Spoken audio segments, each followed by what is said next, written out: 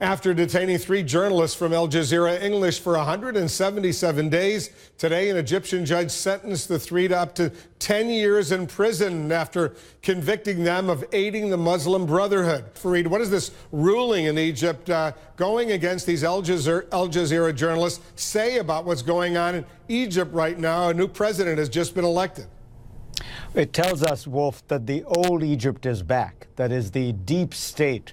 The state of Mubarak and Nasser, the state that ruled for 40 or 50 years in a kind of uninterrupted military dictatorship, is back.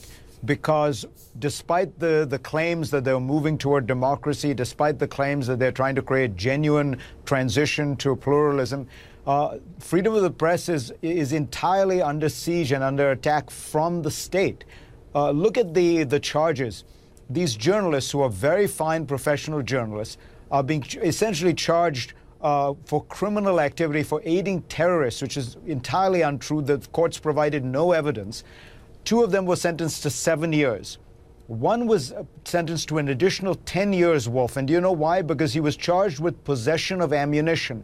Why? Because while covering these protests, this man, Mohammed Baher, found a spent casing, in other words, a used shell, and he happened to put it in his pocket as a souvenir. For that act, he has been sentenced to an additional 3 years in jail. That is how absurd these charges are.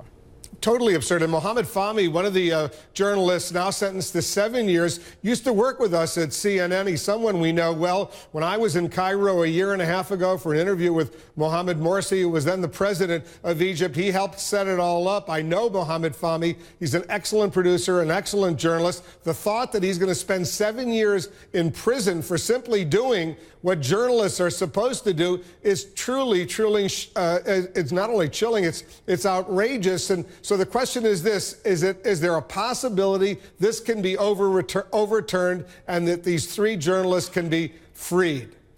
Yes, there is. And as you say, Mohammed Fahmy, who has also worked with me, a terrific, highly professional journalist. The Australian Peter, they're all really fine professional journalists whose only sin has been to commit journalism. That's all they were doing. They were covering the story.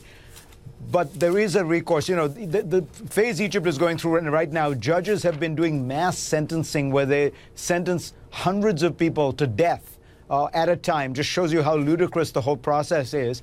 Some of those sentences have been overturned on appeal, and that is possible in this case. It's also possible that the president, frankly, could summarily dismiss the whole thing.